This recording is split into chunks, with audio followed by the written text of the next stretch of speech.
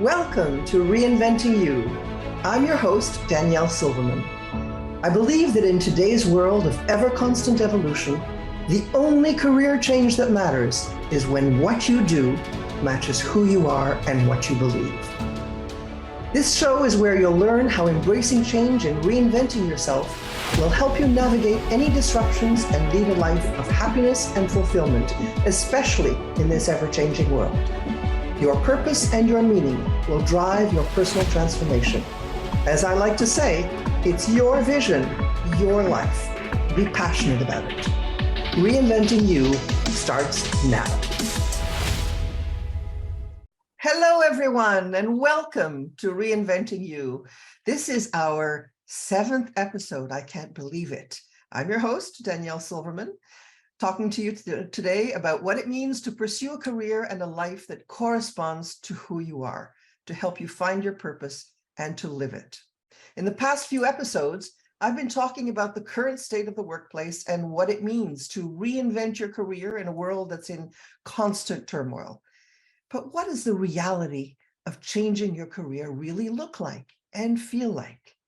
Well, last time we talked to someone who had made the leap and changed careers, and today I'm very happy to introduce you to another wonderful individual, my special guest, Maria Anagnostou.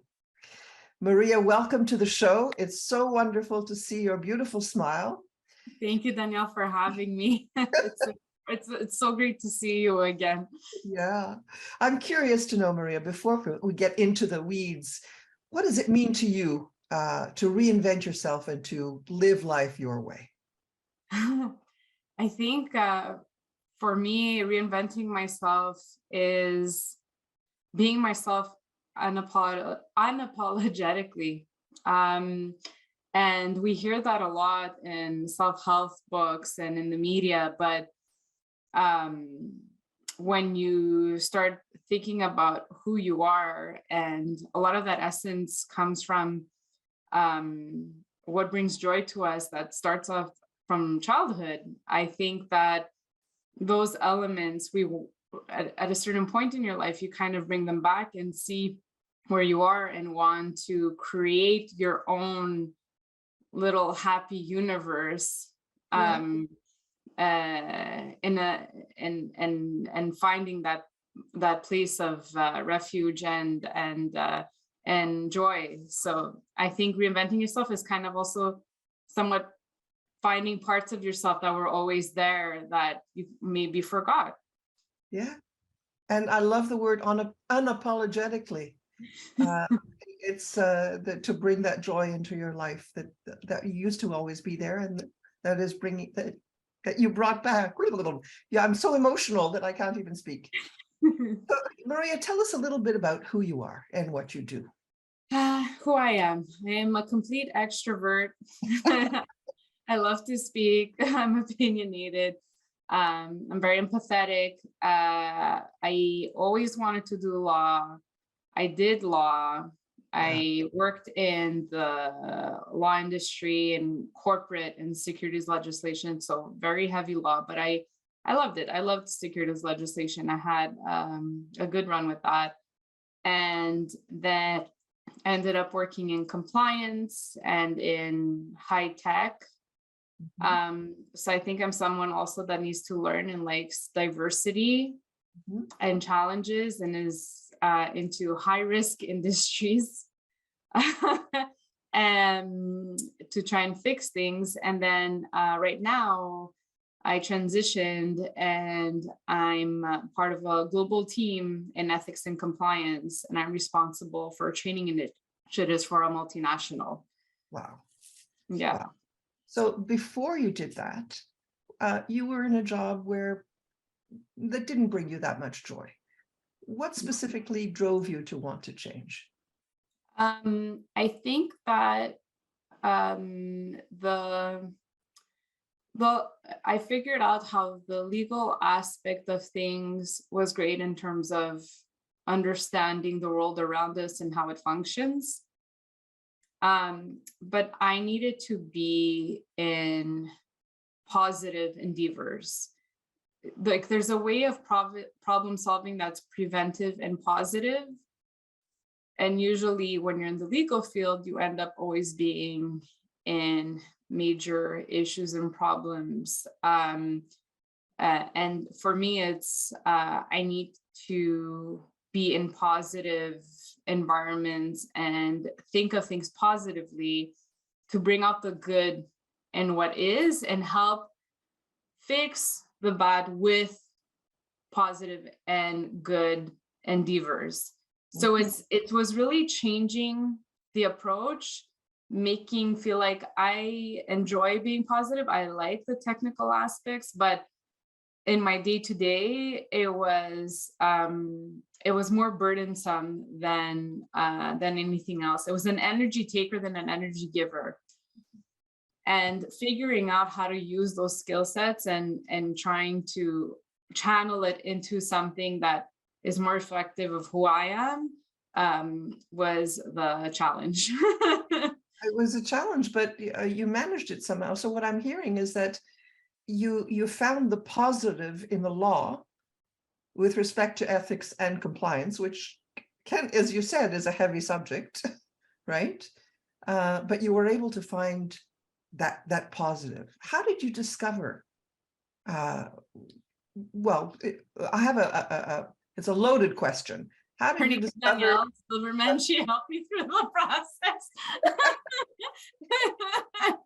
Now that's the short answer. Yeah. Well, it's also the long answer.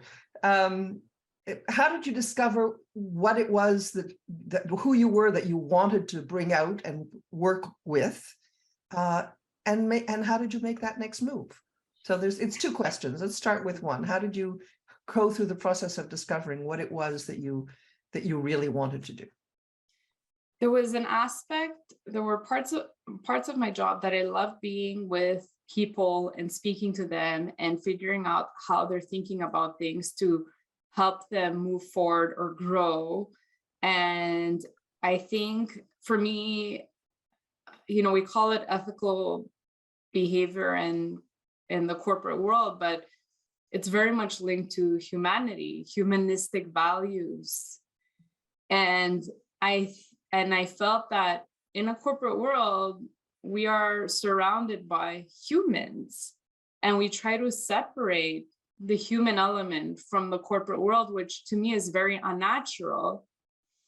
And the more I thought about what felt natural, the more I was linking humanity with ethical values. And I felt that I can probably have a better contribution in what I do with that in mind.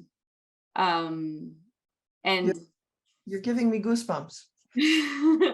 Because you can't, and it's hard because when you're in the corporate world, you are in a corporate setting, there are rules to follow, and it's just figuring out how you influence them in a positive way, and you become the change within that whole supply chain of bureaucracy.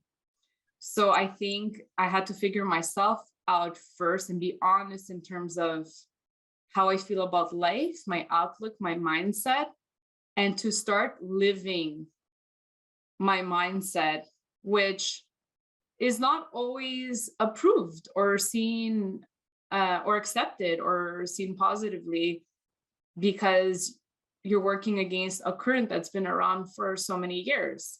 Mm-hmm. So you gain courage with your self-discovery and reinvention. So how do you do it if you're sometimes moving against the current? I think one thing is to be kind to yourself and to be honest with yourself. I've learned to be more kind on the way I think and I function, and to be compassionate towards others who might not necessarily think the same way, and just listen to feedback and accept it for what it is. It's another human with another idea or opinion. and their own way of functioning throughout the world. But if you want to see your world in color, then you kind of have to keep that in your heart, no matter what you do. And in a work setting, so in some circumstances, you go and you try to influence it in increments and show kindness and humanity and show compassion and figure out ways to push things forward without being authoritative. But at the same time, you're learning within that process how to interact in a new realm. Because that's one thing I find. I find that as I transition and as I continue to grow into the person I want to be fully and the kind of life I want to live and really live the mindset that I do have, it's like I'm practicing on a daily basis the interactions I have and what I do in my everyday work life. So it's honestly getting rid of limiting beliefs. Whenever a thought comes in or something I've learned that has no added value other than fear, I just face it. I state for what it is. And then I try to come up with a way of going around it so that I won't let that limiting belief rule, but really what I want for that moment or for my life or anything I do. Maria, that takes a tremendous amount of awareness, and I applaud you for being that aware and having that humanity towards yourself even. What sort of process does it take to get to that point? Because it's, you're right, limiting beliefs are usually fear-based, and they hold us back, and they hold, I don't think there's a person that I know who isn't held back by some sort of belief. How do you get through that? How do you get to that stage of awareness? I think you have to start with a place of acknowledgement of what it is and to understand that it's okay to think it. Like, you're not weak, you're not wrong, there's nothing wrong with you if you think about something or you're feeling something. And then it's to break it down, where does it come from? Because a lot of our answers, most of our answers, I think all our answers, to be honest, are internal. It's not external. And when you're in high-paced environments that you're getting paid well and whatnot, you look out for a lot of answers externally. And this is an internal job, and happiness is an internal job. And the only person who knows truthfully what brings joy to you is yourself, not your husband or your boyfriend or girlfriend or your parents. It's really only yourself. You only know, and it has to feel natural. So for me, every time I was faced with something, I would be like, okay, this doesn't feel natural. This doesn't feel right. Why? Or where is this coming from? Where is this fear coming from?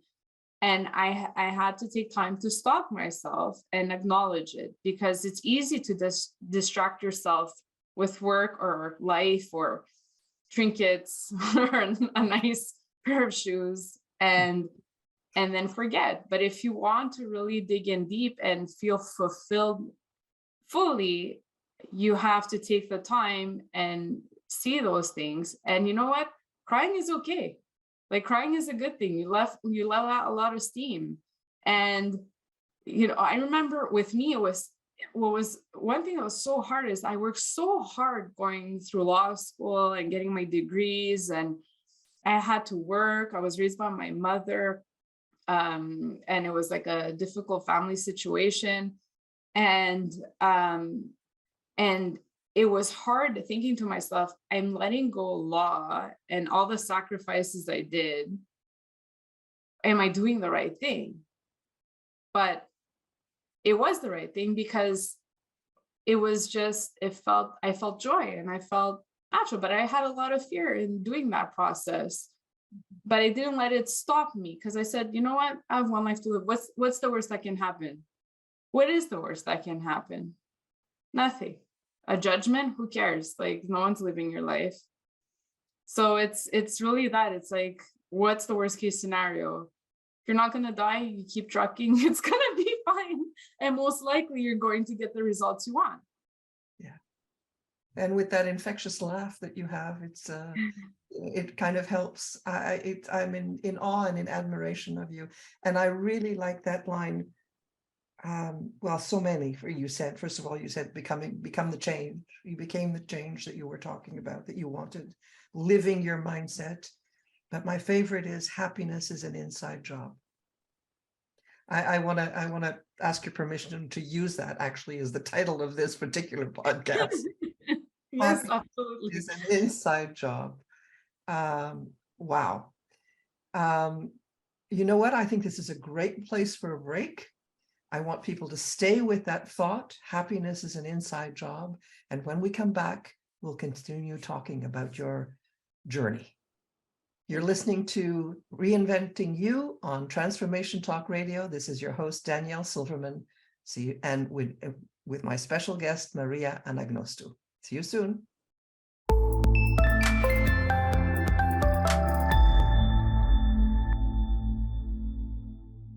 Welcome back to Reinventing You. I'm Danielle Silverman with my special guest, Maria Anagnostou, talking about how to bring happiness into your life. And Maria just left us with an absolute gem of a saying, happiness is an internal job. Maria, I'm so happy to actually have gotten to know you a little bit. You keep talking about how you're feeling that you feel that when things are ready and you know what they need to be. It's not given to everybody, I think, to take that moment of time and to think and acknowledge and to actually feel when things are right or when they're not right. So is there a secret that you have about getting to that feeling, about getting in touch with it? I do actually. It's funny because that process, it took some time. I'm not going to lie. I had to find something that works for me. And one thing was when I would be stressed or anxious before bed, I would visualize. That was the image in my head, butterflies, like a bunch of butterflies. And it would calm me and then I would fall asleep. So when I wanted to dig deeper into things that I find joy, or when I started really tackling, okay, what's making me happy? What doesn't work for myself? What kind of visualization can I have that puts me in a place of peace? And in that place of peace, I can have that moment of quiet. So I can really know what is fear, what is just ego, what is logical, what is me. So for me, it's visualizing.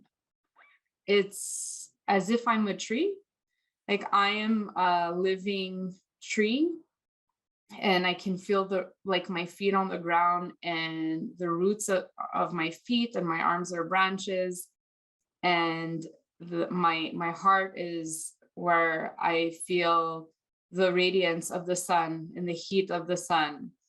And that's the image I have just to ground me. And I take the time to feel all of that, feel the heat of the sun, maybe a breeze, and it calms me.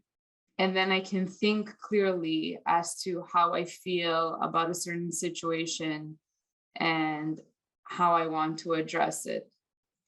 And for some, it can be maybe while they're working out, letting go of stress in that way. For some, it can be music. For some, it could be another type of imagery. But I think the key is you find that 5 minutes a day to have some quiet time with just yourself. Could be before bed, it could be in the morning, it could be anytime you need that, and just focus truly just on yourself. And it's amazing the things you find within you when you're quiet with yourself. Sometimes it's scary, sometimes you don't like what you see, but at the same time, that means that you just have something that you have to comb through, and it'll pass, and then you'll feel 1,000 pounds lighter. So that's really the technique I feel. So when it comes to, that's one thing. I think our gut feeling is something that we need to develop more. I feel like we're in a society that it's all about stimulation and just random noise. There's just noise about everything, how you should be, how you should act, how you should dress, how you should. But the great thing about this world is how unique everything is, and how special every individual is according to their purpose. So you have to kind of tune out that noise and focus on yourself as you as a unique being, because you're special as you are without any form of extras. So when you remove those things around you, that noise, then you're able to focus better and hear yourself. And sometimes it's hard. Sometimes you have to make major life decisions. Like sometimes you have to leave something and you have to mourn it in order to move forward with it. But that's okay. That's where you have to be kind with yourself. So that's how I've learned to also be kind with myself. That's a tremendous life lesson, and really one that is probably the hardest to learn. It's really about the self-care, right? The putting the mask on yourself first. And you're saying 5 minutes a day. Just take 5 minutes a day over a number of days, over an amount of time, I would imagine. My goodness, I have so many questions that I want to ask you. Thinking about your interaction with other people in the workplace, and thinking about coming against a bureaucracy, because every corporation is a bureaucracy of sorts. How does that translate into how people react to you and how you're able to get your work done? That's interesting. I find that sometimes when you appeal to the human element, there's two things that happen. For some that have been programmed, I call it program because they were taught this way, of being sterile or stern. It's the way of the world. You can be judged, but astonishingly, every single person has that inside them, that human element, because we were born that way. We were born without that whole system around us. That's the natural essence of humanity. So at times, such individuals, you end up winning them over. Other ones, you get to listen to, you get a better ear when it comes to issues, an openness. There is less confrontation, less feeling of a threatening feeling. So relationship is not based on deterrence and fear. It ends up being more collaborative. It ends up being more open. But I work with a lot of different cultures, and culturally, there are some places in the world that it's harder to pierce through than other cultures. So I am learning to be more compassionate and more patient. I was not known for patience. No one will define me as a patient person. And with these experiences, I am learning to be more patient, because everyone has a different experience. So it allows me to be more empathetic to a situation, or more understanding, and taking the time to vent on my end, yet what I show or what I handle, I will try to come up with ways of turning it into a teachable moment, for example. Um, and so I make it more about my self-improvement than trying necessarily to change someone, because that's what I can control is myself. No, you can't control anybody else, or you can't make other people change. You can only change yourself. Is there anything that didn't work for you that you tried?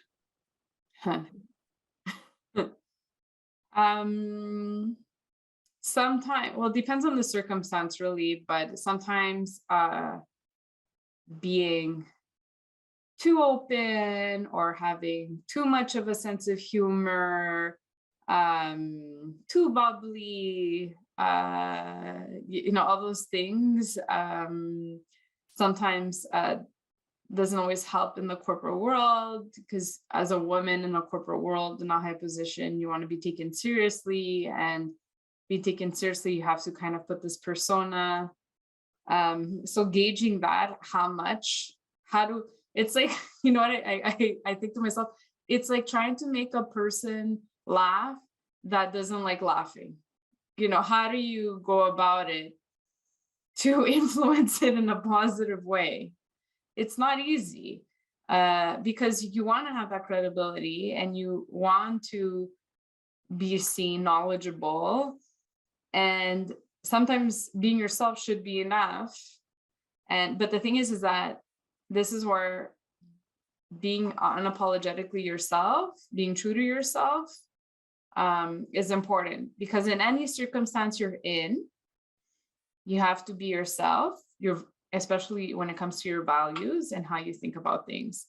Now, the way you go about it, you can adapt and you can figure out creative ways of getting a message across.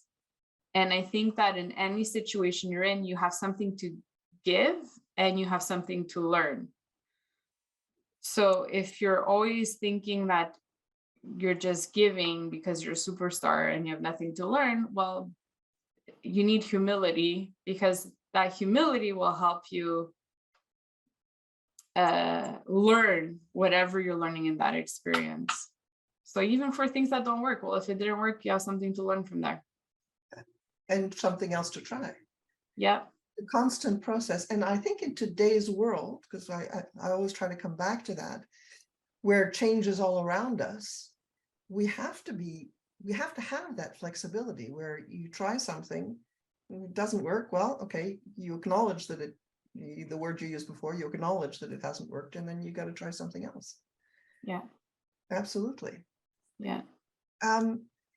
Let's get back to the actual career change for a second. You were working in a certain job. How did you actually change to what you're doing today? What happened was I started with a list of things that I knew I liked and what I saw myself doing and how I saw myself interacting with people. And from there, I basically would only apply to positions that mimicked what I wanted. And there aren't many, because this is very new in the industry. And it's like having ethics and compliance background and promoting change and trainings and using that to drive corporate culture. Companies are starting to create jobs specific to that. And I'm glad they are, because I think they realize to what extent there's a whole other component to just driving regulations and laws. So I told myself, whatever, I didn't focus on money, I didn't focus on title, and I didn't focus on the glamour of the position. I focused on what kind of work I want to do. And I told myself whatever it would be, I would build from there. So I let go all those society criteria And I ended up attracting a series of things, and I was very honest as to what I wanted to do with myself and with the people I spoke to. And even in an interview process, I was myself, my humor, my quirkiness, all of it, because I said at the end of the day, they're gonna know who I am. Why am I gonna change myself for it? So it's either accepted or it's not. And if it's not, that's okay. We're not a good match. It's fine. So it was that transition of being honest from the get-go and not focusing on the typical criteria. Well, I ended up working out regardless. I didn't have to think about it because it was natural. It was such a relief, that experience, from my usual experiences of job hunting, because in this time around, it was about the flow and attracting the right thing for me rather than forcing and planning. The planning was me thinking about myself and how I wanted to evolve and what I needed to do from internally. That was the work. Then external forcing and planning to make it happen in a certain way. So things fell into place on their own. There are so many lessons in what you've just said. I don't know how to break them down. Besides the fact of, being yourself, because you want to be a good fit for the organization you're going to work in. And only the organization knows whether or not you're a good fit. So you have no control over that. But you do have control over who you are and what you want to do. And just embodying that set you up to find the right fit, right? Yes. But the other side is really having made the whole interview process easier on yourself. Because, it's like when I tell people about networking, they think it's a dirty word because they believe it's about asking for a job. No, it's about having a conversation like the one we're having now, and just really being ourselves, being natural, and understanding that if there is a fit, there is a fit. If there isn't one, well, we go on to the next thing. And without any guilt, without any hard feelings, without, worrying about having left something behind, because it wasn't meant to be in the first place. And you'd be surprised at how much you can influence someone by just being yourself, and how you create a whole attraction around you with your energy. Because just because someone didn't recognize it the first time around, you left an impression. People always remember how you made them feel. So even if that moment maybe you weren't a fit, or for whatever reason, or you weren't feeling it, it does not mean that later down the line it's not going to happen either. You just have to be open that life has its way of working itself out, and this is the law of the universe. It really is. And until you want to experience that, you won't. Unbelievable. Yeah, Maria, you've quoted so far in the first, you quoted Nelson Mandela, the change you want to be. Now you've just quoted Maya Angelou. People remember how you make them feel. I think this is a really great place to, again, just take a break, take that in, have everybody take that in, and then come back and maybe talk about some other things that you experienced in this process of change. You're listening to Transformation Talk Radio. This is Reinventing You with Danielle Silverman and my guest, Maria Anagnostou. Be back soon.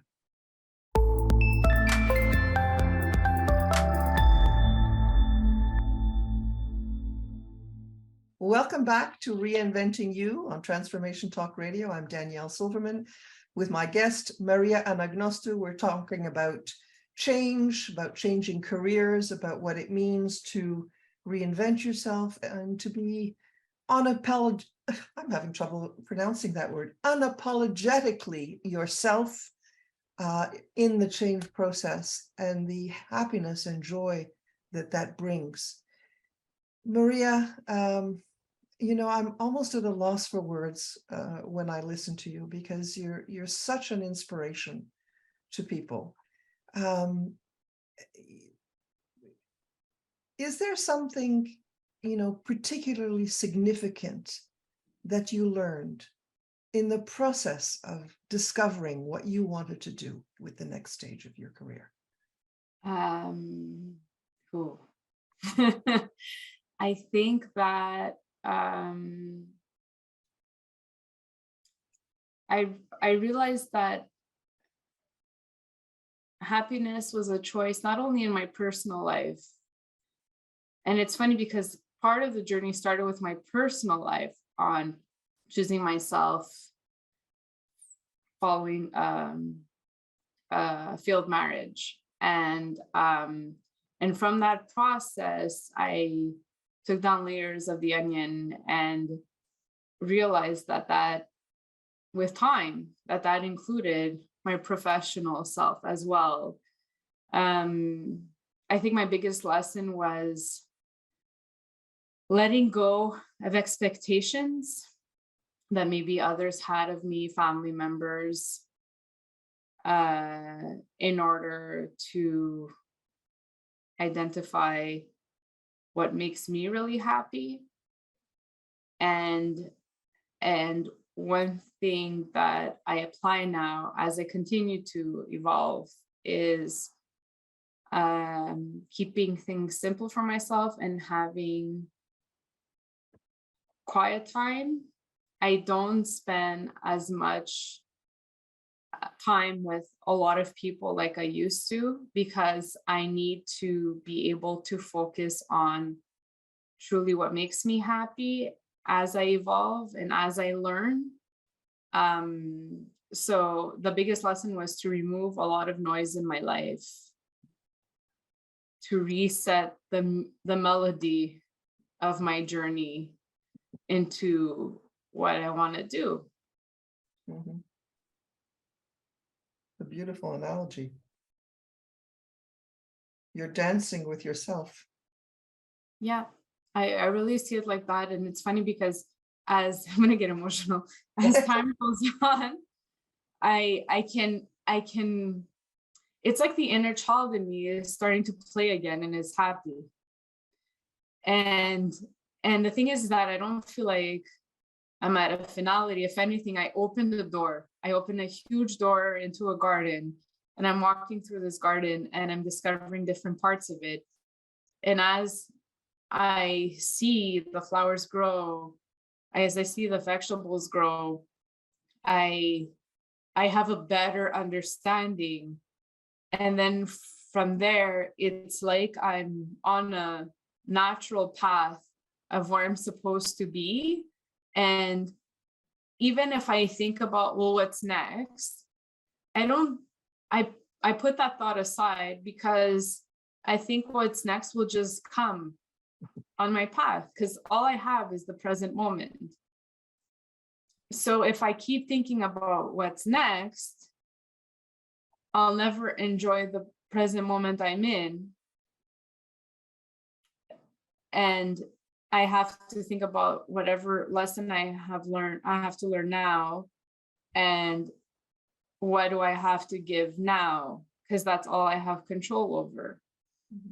So I've realized to what extent a lot of things are not under our control. Some things are just meant to be a certain way, and it's working on your mindset and seeing things in a positive light that bring about change. And when you're at a place of peace, well, that's what you're going to get, peace, and you're going to get people that are like that as well. And like, if even just my boss right now, the bosses I've had, they're all very intelligent and high performance. The boss I have now is also such a great human being. Like, he's just generally a really good person. And it's refreshing to what extent he's so ethical and kind and smart and a great role model. And I think it's great because you start attracting things that you want to attract because you've let go of past hurt or past situations. Things like everything's natural. We're supposed to be like the air we breathe. That's how our journey is. You know, there's a book out there called The Joy of Appreciative Living. And it's based on appreciative inquiry, which means you ask a different kind of question, an appreciative question, as opposed to a negative question. In other words, why is this working? What is it about it that is working, as opposed to why is it not working? And then you draw upon that. And as you say, because you have that appreciative way of thinking, it draws the same thing back. And it's actually one of the rules, one of the laws of appreciative living. Brilliant. Love that. Yeah. You have to live in appreciation, even when you're in tough times, because storms don't last. And that's one thing. I've been through big storms in my life. And the thing is that as I look back, the storm was scarier than the effect of the storm. And sometimes there's things that you just learn to cope with in your life. And there's other things that you use it and you actually are able to help others with that you don't even realize. So, I mean, we're stronger than we think. We really are. And that journey that we go on to discover ourselves is the most important journey we have in our life. The journey of loving ourselves and discovering ourselves. It's a very difficult journey. Yes. What sort of support did you have along the way? Oof. To be honest, you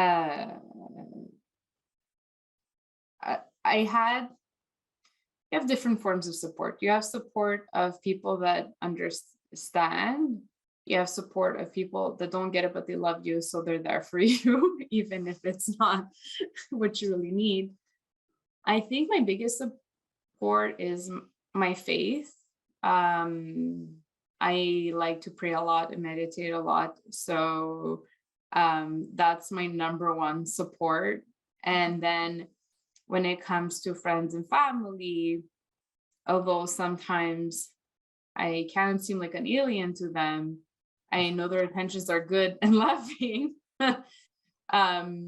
So the thing is, but at the same time, this is where you have to be unapologetically yourself, because the only you really get you.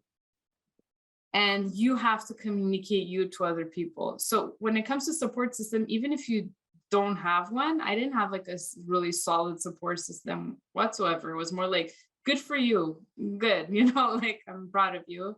I think that you find strength in yourself, that you don't really need others to move forward. You take yourself to the gym, right? Like you're the one working out. No one's working out for you. Someone will tell you, wow, you look great. You lost weight. That makes you feel good. I want to go back. But I mean, someone to really understand and get it, they kind of have to experience it as well. So my fiance, he's wonderful, but he's also very logical. So when I talk about these things, he'll be like, go shoot for the stars, whatever makes you happy. So that's enough for me. That's all I need. And that's fine. Yeah. But we can't expect that. We can't expect, I think that's another thing. We can't expect people to understand as you're changing, and that's okay.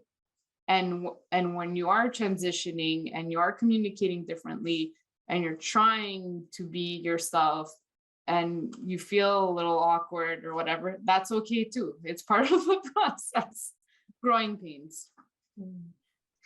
What's the most challenging thing you had to deal with? I think the most challenging thing was letting go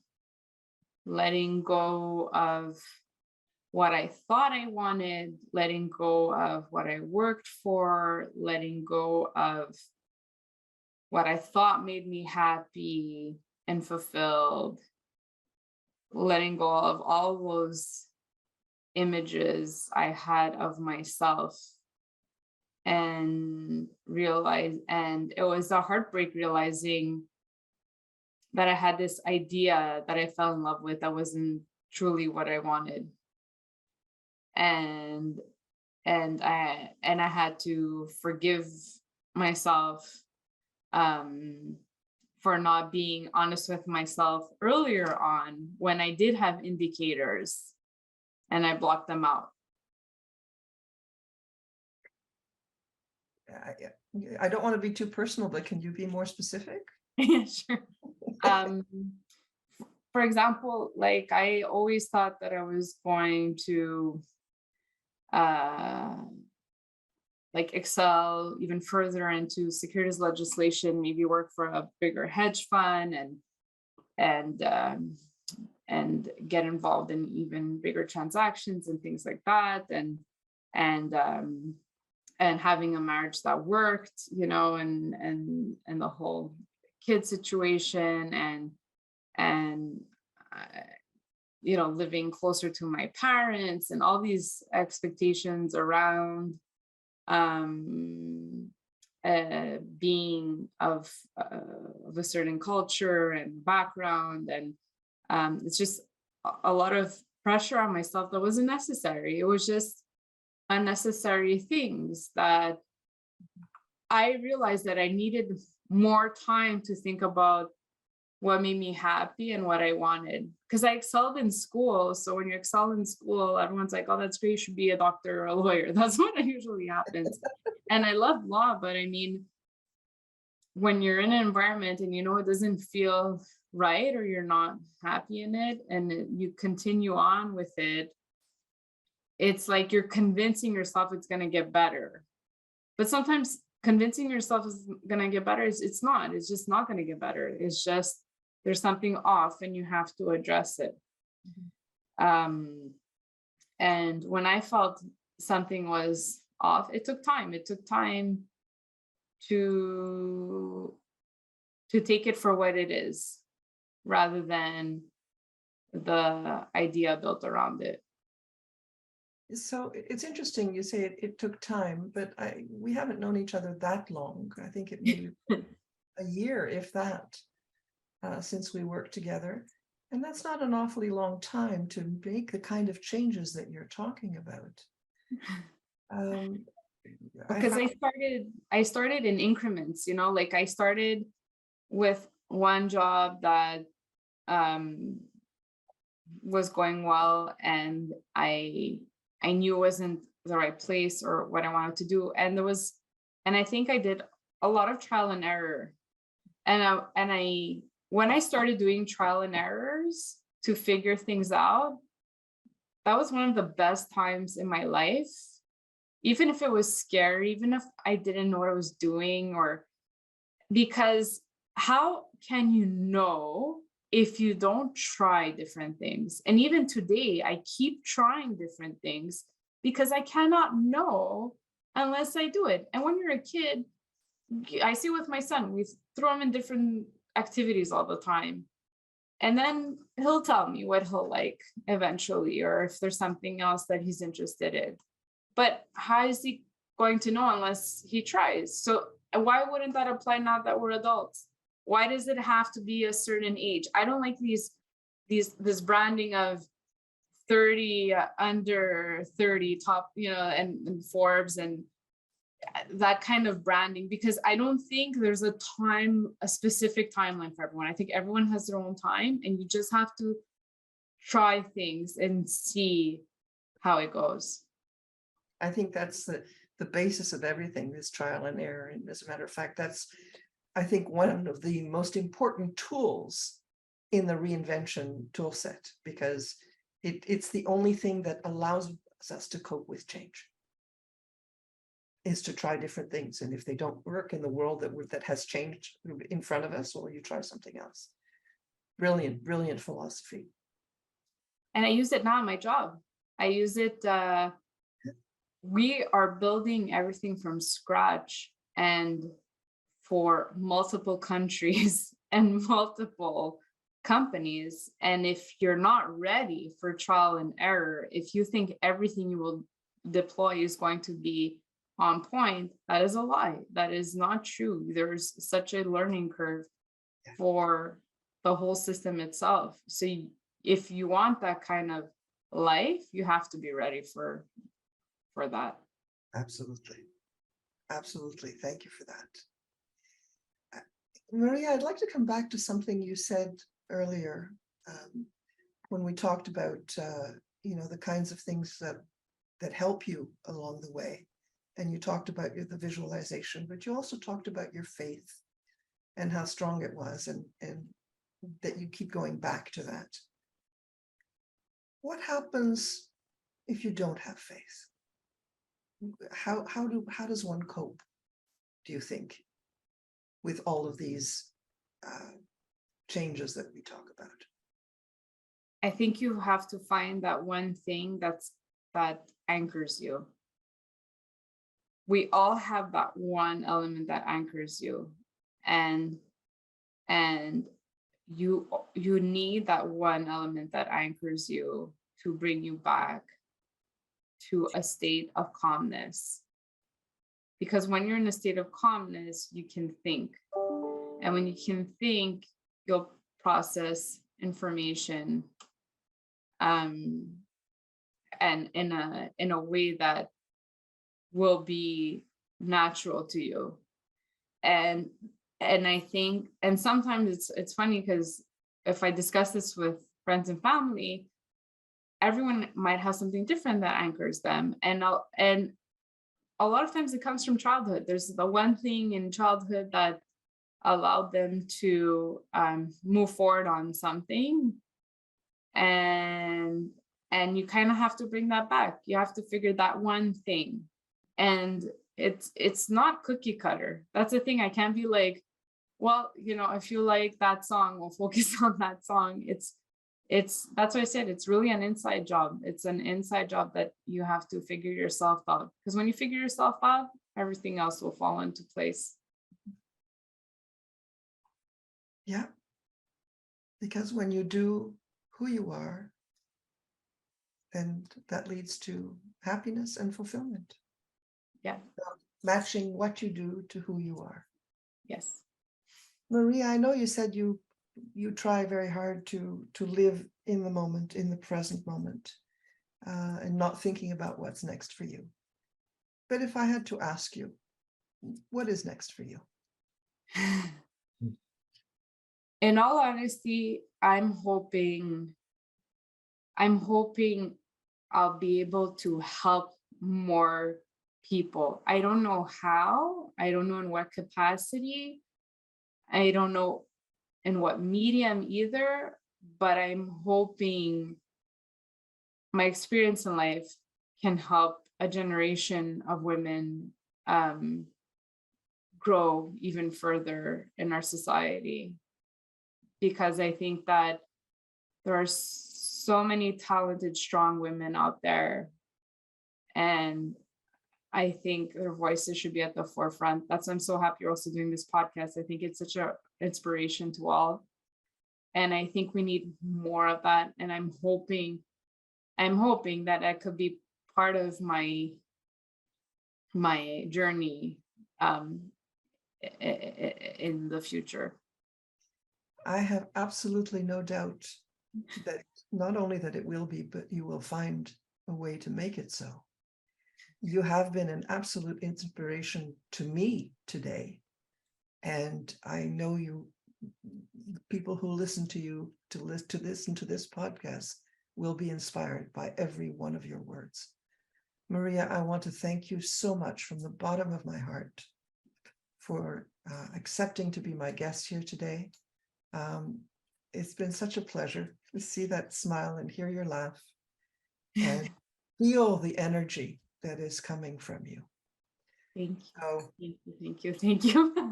I feel the same for you. So all the very best.